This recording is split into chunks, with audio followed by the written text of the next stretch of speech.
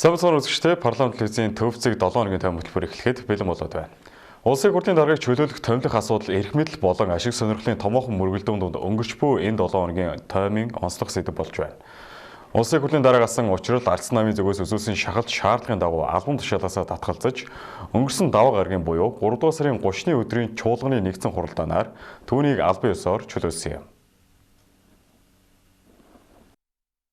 Спикерийн суудал эсгүүрсэн 5 хоногийн хугацаа бол зөвхөн нэг хүнийг нөгөөгөөр солих техникийн ажил биш, харин парламентын засаглалын хяналт, тэнцвэр болон эрх сонгуулийн угтал болсон улс төрийн том тоглолт байлаа гэдгийг энд онцлох ёстой. Өнөөдрийн уралдаанаар шинэ спикерийг томилох хүртэл эдгээр өдрүүдийн цаана Ардсан намын зүгээс хэрэгжүүлсэн тактик болон эрх баригч Монгол Ардын намын дотоод фракцуудын тохиролцоо зэрэг олон өнцөг зангилагдаж байсан юм. Ардсан намын хувьд парламентын ардчлал, хяналтын тогтолцоо алдагдлаа гэх мессежийг нийгэмд хүчтэй өгч, спикер бол зөвхөн олонхын хүсэл зориг гүйцэтгүүлэгч биш, харин цөөнхийн эрх ашиг хамгаалж, хууль дэдлэх ёсогч сахиулагч арбитр байх ёстой гэсэн хатуу байр суурь дээр зогссон юм. Энэхүү шахалт нь парламентын судалтай намуудын дунд эрх мэдлийн шинэ хуваарлтыг бий болгох, магадгүй эрх сонгуулийн өмнө сөрөг хүчний хяналтыг чангадах гэсэн алсын хараатай акт байсныг үйл явдлын өрнөл харуулж байна. Нөгөө талдаа эрх баригч Монгол Ардын намын дотоод шинэ спикерийг томилох асуудал дээр багагүй хугацаа алдсан нь намын дотоод фракцуудын ашиг сонирхлын зөрчил дээд зэгтээ хүрснийг илтгэлээ. 5 хоногийн турш шуулганы спикергүй байсан нь эрх баригчид дараагийн үдлээ маш нухацтай тооцоолсны илрэл юм. Учир нь шинээр томилогдох улсын хурлын дарга бол эрх сонгуулийн тойрог хуваарлалт, нэр дэвшигчдийн асуудал болон улс орны эдийн засгийн чухал шийдвэрүүдийг багтлахад гол найруулагч байх учиртай. Тийм ч учраас хэнийг энэ судал суулгах вэ гэдэг дээр намын удирдлагууд болон нөлөө бүхий бүлэглэлүүдийн дунд хөшигний хардах тохиролцоо эрчимтэй өрнөсөн юм. Улсын хурлын даргын судал амар сайхан бямц цогтноор яригдж байна гэх шивнээ төрийн ордон дотор явж байлаа. Хэвлэлийнхэн болон улс төрийн ажиглагчид амар сайхныг амар баясгалан тэргүүтээ цөөнхийн фракцийн хүн гэгдэж байв. Харин бямцогт олонхын фракцаарс нэр дэвшсэн нь ойлгомжтой. Нэгэнт намын олонхын зүгээс хэнийг ч дэвшүүлсэн сонгогдох нь тодорхой болсон ийм нөхцөлд улсын хурлын даргын суудалд яригдж байсан амар сайхан нэрээ татах шийдвэр гаргалаа гэж олон нийт харж байлаа. Харин амар сайхан өөрөө би нэр дэвшихгүй гэх тайлбарыг өгсөн юм. Монгол Ардын намын хагарал зөвхөн нэг намын хагарал биш. Энэ аль нэг хэсэг бүлэг улс төрчдийн хагарал биш. Энэ бол өөрөө Монголын хахарал болчиход байгаа учраас энийгээ зогсоогоод нэгдэж яваач. Зарчмаа яриач. Алдсан бол алдаагаа засъя. Онсон бол ахиулъя. Хагарсан бол эвлэрцгээе. Эвийн хүчээр энэ их орон улс орных асуудлыг ярьцгаая. Одоо талцаж хуваагдаж бие бинийгээ үүсгэж тэйчгэнж явдаг асуудал байхгүй. Саяны энэ өрсөлдөөн одоо нэр дэвшилт гэдэг чинь талцлыг улам хагаралтуулах гэдэг учраас би нэр дэвшихгүй. Би өрсөлдөхгүй. Монгол Ардын намын удирдсан зөвлөл улсын хурлд Монгол Ардын намын бүлэг хуралдаж Монгол улсын их хурлын даргад миний биеийг бас нэр дэвшүүллээ. Намын дарга удирдсан зөвлөлийн улам бүлгийн хурал дээр санал болгохдоо улсын их хурлд одоо сонгогдсон улсын их хурлын гишүүний ажилласан туршлага за миний хувьд одоос 2008 оноос хойш тасралтгүй одоо 5 удаа Ховд аймаг баруун бүсээс одоо сонгогдож ажиллаж байгаа. За энэ туршлага болон парламентын бас үйл ажиллагааны туршлагыг бас үндэслэж нэр дэвшүүлсэн гэдгээ хэлсэн.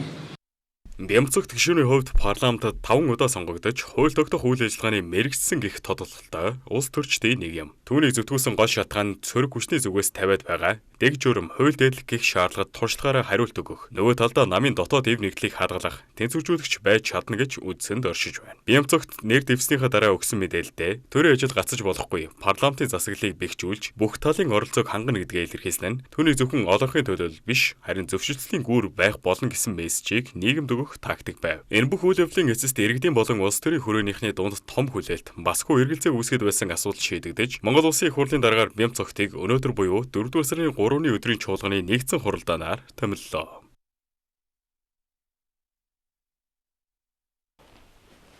Гүйцэтгэх засаглалын тэргуун солигдож улс төрийн хүрээнд эрх мэдлийн шинэ хуваарлалт өргөсөн дуйлент 7 хоног шувтарч байна. Монгол улсын 35 дахь ерөнхий сайдаар томилогдсон учрлын хувьд энэ өдрүүд ганцаардвал бөгөөд амаргүй сорилтын өдрүүд байлаа. Ганцаардвал гэсний учир нь тойм хөтөлбөр засаглах энэ мөч хүртэл учрал ерөнхий сайдын танхимын гишүүдэд зарлаагүй. Монгол Ардын намын удирдах зөвлөл шинэ засгийн газрын сайд нараа томилохоор дөнгөж хуралдаж эхэлсэнд байлаа. Монгол улсын 35 дахь ерөнхий сайд томилогдсон даруйда улсын хурлын чуулганы эндэр дээрээс шинэ засгийн газар ид шийд амлахгүй ч үннийг хэлж ажиллана, өөрийн санаа часан чөлөөлийн хөдөлгөөнийг хэрэгжүүлж эрх чөлөөний 4 замын бодлогыг баримтал болно гэдгээ илэрхийлсэн юм а. Эрхэм үндэт ард иргэдээ, улсын их хурлын эрхэм гишүүдээ, Монгол Улсын ерөнхий сайдын өндөр хариуцлагатай албан үүрэгт ажилд тохон томилсон та бүхэнд талархал илэрхийлье. Шинэ засгийн газар эд шид амлахгүй, эдийн засгийн гайхамшиг бүтээн гэж хэлэхгүй. Үннийг үннээр нь хэлнэ. Өнөөдөр бид гадаад ертөнцийг өөрчлөхгүй боловч дотооддоо өөрсдөөсөө хамаарах бүхнийг хийх үүргийг хүлээж байна. Бид дэлхийг өөрчлөхгүй боловч өөрсгдөж байгаа дэлхийд Монголоо хохирол багтаа авч үлдэж, хожим хоон хийгээгүй үйлдэлийнхээ төлөө харамсахгүй төлөө ачаагаа үүрэх ёстой. Газрын тосны дэлхийн зах зээлийн үнийг Монгол тогтоохгүй боловч онцгой нөхцөлд өөрсдийн бололцооны хэрээр тохируулахын арга хэмжээг авах болно. Шинэ ерөнхий сайдын хамгийн анхны бөгөөд зоримог алхам нь төрийн албаны данхар бүтцийг цомхон болгох реформ байлаа. Тэрээр гүйцэтгэх засаглалын шат амжилгыг цөөрүүлэх зорилгоор зөвхөн чиг үүргийн үндэс нь 4 яам болох гадаад харилцааны яам, сангийн яам, хууль зүйн дотоод хэргийн яам болон эдийн засаг хөгжлийн яамдаг л дэд сайдтай үлдээж бусад бүх яамны дэд сайдын албан тушаалыг байхгүй болохоо зарласан. Энэ нь улс төрийн шагналын суудлыг цөөлж мэрэгжлийн түвшинд ажиллах амбицтай эхлэл боловч нөгөө талдаа суудлын квот горилагч намын фракцуудын зүгээс ирэх дарамтыг улам нэмэгдүүлсэн хэрэг болсон юм. Гэвч энэхүү реформыг хэрэгжүүлэх баг нь бүрдээгүй байгаа учраас сайдыг танхимгүй ерхий сайд хэмээн өгөөдөхөд хүргэж байна. Төрийн ордонд дүрмж буй үйл явцыг харвал ерхий сайд нэг гараараа улс орны хөгжлийн бодлогыг зурж байгаа ч нөгөө гараараа намынхан гомдогсдыг тайвшруулах, суудлын тохиролцоо хийх амаргүй гал унтраах ажлыг зэрэг гүйцэтгэж байна. Энэхүү гал унтраах ажиллагааны гол цөм нь Монгол Ардын нам доторх цөөнхийн бүлэг буюу амар баясгалангийн фракцийн зүгээс ирж буй хатуу эсэргүүцэл юм. Тухайлбал улсын их хурлын гишүүн сайн зэрэг тэргүүтээ гишүүд намын удирдлагын зүгээс явуулж буй томилгооны зарчим удирдах зөвлөлийн шинэ бүрэлдэхүүнийг ил тод шүмжилж эхэлсэн. Тэдний зүгээс намын дотоод ардчлал алдагдаж, эрх мэдэл нэг талд хэд төвлөрлөө гэх байр суурийг хатуу илэрхийлж, хэрэг тэдний төлөөллийг шийдвэр гаргах түвшинд оролцуулахгүй бол цаашид байнгын хороо болон чуулганы хуралдаанд ч эсэргүүцлийн бүлэг болон ажиллагаа сануулсан юм. Ингээ явах юм бол одоо 30 орчим гишүүн бид нар бол одоо дараагийн арга хэмжээ буюу засгийн газарт бол орж ажиллахгүй. Одоо хичнээн сайд амсаж орохгүй. Энийг бол одоо хэлж байгаа. Бид бол засагт орохын төлөө байхгүй. Энэ намын эв нэгдэл энэ бүх зүйлүүдэд одоо хангаж ажиллаач. Засаг тэр ур чадвартай эсвэл одоо ажил хий гэсэн тэр хүмүүсүүд орж авч ажиллаулаа гэдэг ийм одоо ерөн зүгээр байр суурьтай байж байгаа. Тэгэхээр одоо энэ гарах шийдвэрийг ерөнхийдөө хаалцнаад байж байна. Засгийн газарт бол заавал орох шаардлага байхгүй. За ямар ч байсан улсын хурлын даргын томилгооноос бүх зүйл харагдана. Ингээ хүчтөрөд явах юм бол дараагийн тэгээд алхмуудаа хийнэ л гэсэн байр суурьтай байгаа. Хэдийгээр сайдгүй байгаа ч ерхий сайдын иргэдэд амлаж буй ирээдүйн зургал нь тун амбицтай. Учир сайдын тэргүүлэх танхимын гол зорилго нь иргэдийн амьдралд бодиттой өөрчлөлт авчрах, хурдтай засаглалыг бий болгоход оршиж байгаа гэж харагдахаар байна. Учир нь Улаанбаатар хотын түгжрлийг бууруулах, орон сууцжуулах төслүүдийг эрчимжүүлж, иргэдийн худалдан авах чадварыг хамгаалах буюу инфляцийг докторжуулах асуудлыг учир сайд тэргүүний зорилттой болгон тодорхойлсон байгаамаа. Мөн төрийн үйлчилгээ бүрэн цахимжуулснаар иргэд төрийн албаны үүдэнд дугаарлах бус гар утснаас бүх асуудлыг шийддэг орчныг бүрдүүлэхээр байна. Мөн боловсрол, эрүүл мэндийн салбарт чанарын шинжилэл хийж, хөдөө орон нутгийн хөгжлийг дэмжих замаар хотын төвлөрлийг сааруулах мега төслүүдийг шин шатанд гаргахаа тэрээр амсан юм а. Шинэ ерхий сайд эдийн засаг хөгжлийн яам болон зам тээврийн яам зэрэг стратегийн чухал салбаруудад өөрийн ихтгэлд цахим сэтгэлгээтэй залуусыг томилохыг ирмэлзэж байгаа нь бодлого хэрэгжилтийг хурдтай болгох зорилготой. Мөн нэгэн сонирхолтой нүүдэл нь учир сайд өмнөх ерхий сайд зандан шатрыг өөрийн танхимдаа авч ажилуулна гэдгээ зарсан явдал юм а. Энэ нь төрийн залгамж халааг хадгалах, туршлагатай улс төрчөөр багаа зузаатгаж эхлүүлсэн томоохон бүтээн байгуулалтын ажлуудаа зогсолтгүй үргэлжлүүлэх түүний тактик юм. Энэ 7 хоногт суулын хурдны замын төслийг тойрсон маргаан улс төрийн төвшөнд хурцтаж эрх баригчид болон сөрөг хүчний байр суурь эрс зөрчигдлөө. Нэг тал төслийг эдийн засаг төвжирлийг бууруулах чухал шийдэл гэж үзэж байгаа бол нөгөө тал байгаль орчин төсвийн үр ашиг ил тод байдлыг шөмжилж туулгуулаа хамгаалах шаардлагыг хөндөж байна. Хотын удирдлагуудын зүгээс туулын хурдны зам төслийн байгаль орчинд үзүүлэх нөлөөллийг тооцоолсон судалгаа хийсэн гэж мэдэгдэж байна. Тэдний мэдээлснээр барилга өгсрэлтийн үеийн нөлөөлөл донд ашиглалтад орсны дараах нөлөөлөл маш бага гэсэн үнэлгээ гарсан байна. Мөн уг төсөл нь олон жилийн өмнөөс судлагдаж хотын хөгжлийн төлөвлөгөөнд тусгагдсан замын ачааллыг бууруулах стратегийн ач холбогдолтой хэмээн онцолж байгаа юм. Нийт өртөг нь 2.3 их найт төгрөгт хүрэх бөгөөд нийслэлийн төсвөөс үе шаттай санхүүжүүлэхээр төлөвлөсөн байна. Туулгуулын дагуу 33 км хурдны зам барих төслийн байгаль орчны нөлөөллийн наривчсан үнэлгээг ингэж хэлгэсэн. За энэ дээр ингээд хөрсөнд ямар нөлөөлөл үзүүлэх юм, усанд ямар нөлөөлөл үзүүлэх юм, ургамалд ямар нөлөөлөл үзүүлэх юм. Ингэхдээ барих үед ямар нөлөөлөлтэй, барьсны дараа ямар нөлөөлөлд үзүүлэх гэдэг бүгдийг наривчилж ирсэн. За сүүлд нэг игнэ нэмж, нэг игнэ буюу одоо 6 игнэ болгосонтой холбоотойгоор 2 дугаар хотын өнгө үнцэн хэмжээ бодъё гэдэг үүднээс энэ гүүрэн байгууламжаар 10 км явахаар болсон. Туулын замтаа уялдуулаад үерээс хамгаалагдах 70 сэргээн байгуулагдана. Энэ өөрөө туул олын одоо эрэг орчин байгаа энэ айл байгууллагуудыг бол үерийн эрсдлээс хамгаалж байгаа. Нэг хоёрдугаарт туулын одоо энэ 13 оноос хойш баригдаагүй 13 жил өнгөрсний нэг сөрөг нөлөө нь анх байсан тараас яга өөрчлөгдсөн байг үл ингээд гол руугаа шахаад барилгажаад яваад байгаа. Тэгэхээр энэ голынхаа хажуугаар хоёрдугаар татам дэмж хоёрын завсраар туулын хурдны замыг барьснараа хурдны замын урталт гол руугаа гарч ийн барилгажилж явах боломжгүй болно. Энэ өөрөө ирээдүйд энэ туул голын айл сав газрыг бас хамгаалах ийм үүрэгтэй гэж эрэг талаас нь бас харж болохоор байгаа. 13 оноос 26 оны хоорондох зураг төсөл байгаль орчны наривчсан үнэлгээнийг харуулбал тэгж харж болохоор байна. Гэвч төслийн хэрэгжилтэй холбоотойгоор мэргэжлийн байгууллагуудын зүгээс ноцтой асуудлууд хөндөгдөж эхэллээ. Тухайлбал улсны газрын зүгээс төслийн наривчлсан ажлын зураг ирүүлээгүй тул мэргэжлийн дүгнэлт гарах боломжгүй гэж мэдгсэн нь анхаарал татж байна. Ялангуяа туул голын татамд баригдах байгууламжийн техникийн шийдэл, урсцад үзүүлэх нөлөө, бохирлын эрслийг тодорхойлох наривчлсан зураг шаардлагатай байгааг онцолсон юм. Энэ нь төслийн хамгийн чухал хэсэг болох ус байгаль орчны аюулгүй байдал бүрэн баталгаажаагүй байж болзошгүй гэсэн эргэлзээг нэмэгдүүлж байна. Туулын хурдны замын 7.2 км гол руу орсон хэсэг нь хортой байна, хоргуун байна гэж хэлэх ямар ч үндэслэл алгаа. Яагаад гэвэл ерөөсө судалгаанууд хийгдээгүй байна. Тийм болохоор хэрвээ энэ төслийг хэрэгжүүлэхийг хүсэж байгаа бол маш хурдан хугацаанд боломжит бүх тооцоол юмнуудыг хийгээд дахиад ороод ирэх гэдэг асуудал гэсэн. Усны нөөцийн зөвлөлийн хувьд усны газрын хувьд бол усны тухай хуулийн заасны дагуу усны барилга боломжийн дүгнэлтийг гаргахын тулд зургийг авч үзэх. Зурган дээр нь бүх нарийн тооцооллуудыг хийх хэрэгтэй, хэмжилтүүдийг хийх. Энэ 7 хоногт улсын хурлдах Арслан намын бүлэг туулын хурдны замын төслийн талаар шүүмжлэлтэй байр суурь илэрхийлж эргэлзээтэй тоо баримтуудыг дэлгэлээ. Тэд нийслэлийн төсөв сүүлийн жилүүдэд огцом өссөн ч энэ өсөлт иргэдийн амьдралд бодит үр дүн авчрахгүй. Харин томоохон төслүүд нэрийн дор үргэлжлэн хяналтгүй зарцуулагдж байна гэж үзэж байна. Мөн уг төслийн өртөг хэрэгжилтийн тооцоо үр ашигын үнэлгээ тодорхой бус ил тод биш байгааг онцлон шүүмжилсэн юм. Арчилсан намын зүгээс зөвхөн төслийн эдийн засаг байгаль орчны асуудал төдийгүй улс төрийн орчныг ч давхар шүүмжиллээ. Тэд парламентын үйл ажиллагаанд намын нөлөө хэд давмгайлж төрийн ажил гацаанд орж байгааг онцлон парламентын дээр нам гарч суудаг байдал эргэн сэргэж байна хэмээн байр сууриа илэрхийлсэн юм. Энэ нь томоохон төслүүд бодлогын үндслээр бус улс төрийн шийдвэрээр урагшилж байна гэх шүүмжлэлийг улам хүчтэй болгож байна. Энэ төсөл үнэхээр боддоор түгжирлийг бууруулах хэсэг талаар бас боддоо хариулт бас авч чадсангүй. За та бүхэн мэдэж байгаачлан энэ туулын хурдны замын төслийн төсөвт өртөг 2 их найд 345 тэрбум төгрөгийн өртөгтэй байгаа.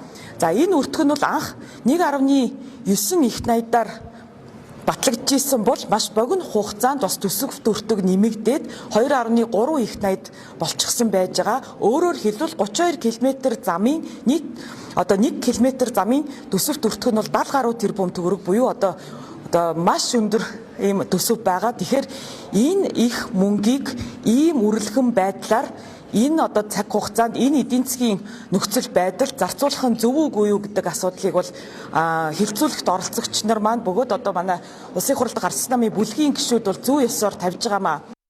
Төслийн хамгийн их маргаан дагуулж буй асуудал бол туул голын экосистемд үзүүлэх нөлөө юм. Мэргэжлүүдийн зүгээс голын татамд барилга байгууламж барих нь урсц, үерийн горим, усны чанарт урт хугацааны сөрөг нөлөө үзүүлэх эрсдэлтэйг анхааруулсаар байна. Ийм нөхцөлд хурдны зам хэрэгтэй юу? Эсвэл туул голоо хамгаалах нь илүү чухал уу гэсэн асуудал олон нийтийн дунд бодит асуулт болон тавигдаж эхэллээ. Иймээс туулын хурдны зам төсөл нь дэд бүтцийн шийдэл гэхээс илүү улс төр, эдийн засаг, байгаль орчны олон талт маргааны төвд орлоо. Нэг тал нь хотын төгжрлийг бууруулах, хөгжлийг дэмжих шаардлагатай гэж үзэж байгаа бол нөгөө тал нь байгаль орчны эрсдэл, төсвийн үр ашиг, шийдвэр гаргалтын ил тод байдалд эргэлзэж байна.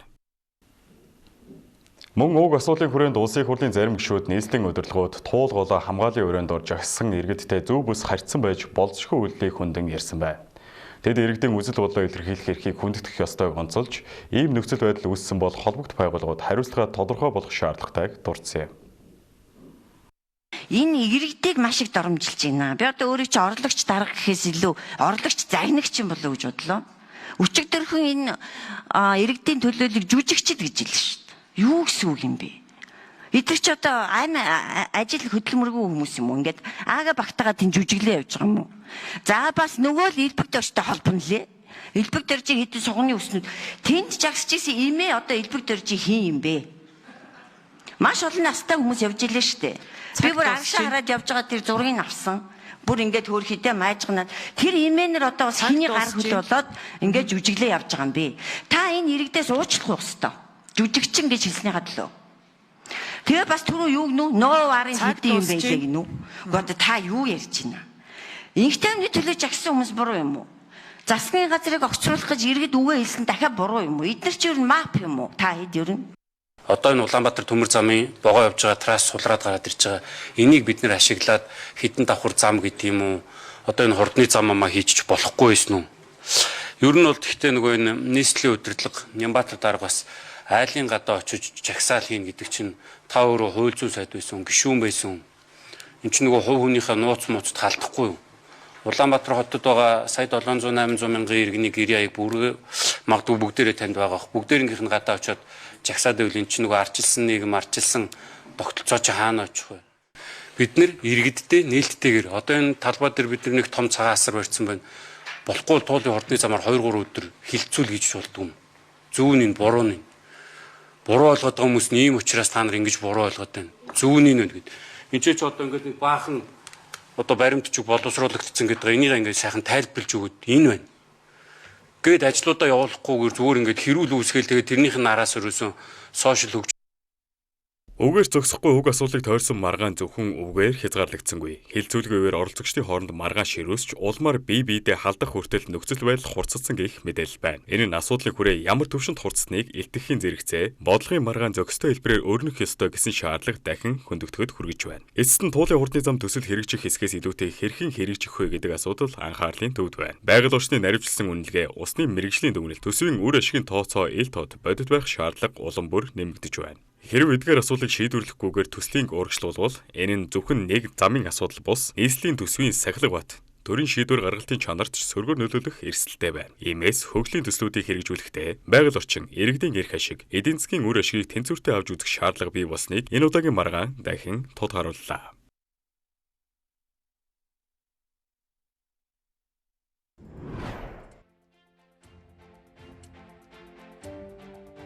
Парламентын гацааг тайлж улсын хурлын дарга учрлыг чөлөөлөв. Хөгжлийн банкны хэрэгээс 861 тэрбум төгрөгийн хохирлыг нөхөн төлөвлөжээ. Ерөнхийлөгч хөрөлсөх мэрэгжлийн боловсрол сургалтын салбарын үйл ажиллагаатай танилцлаа. Нэм улсын учрал Монгол улсын 35 дахь ерөнхий сайдаар томилогдлоо. Эрүүл мэндийн даатгалын шилэн тогтолцоонд 18 цэгийн системийг нэвтрүүллээ. Явгууны замаас мянган гэрэлтүүлгийн шонг нүүлгэн шилжүүлжээ. Засгийн газрын үйл ажиллагааны хөтөлбөрийн хэрэгжилт дунджаар 55.5%-тай гарчээ. Улсын хөгжлийн 2025 оны төлөвлөгөөний нийт 326 төсөл арга хэмжээний тал хувь нь үр дүнгүй гэж үнэлэгджээ. Туулын хурдны зам төслийн маргаан даймжирч төрийн ордонд нэгнийхээ биед гар хүрэхэд хүргэв. Газар тариалан эрхлэгчдэд хөнгөлөлттэй үнээр шатхуун нийлүүлэхээр боллоо. Улсын хурал дахь арьс намын бүлэг туулын хурдны зам төслийн эргэлзээтэй тоо баримтуудыг дэлгэв. Ардчилсан намын бүлэг парламентын засаглалыг намын хамааралтай болгож буйг эсэргүүцлээ. Та бүхэн төв цаг 7 өдрийн төвөмөлтөрийг хүргэлээ. Анхаарлаа хандуулсанд баярлалаа. Баяр таа.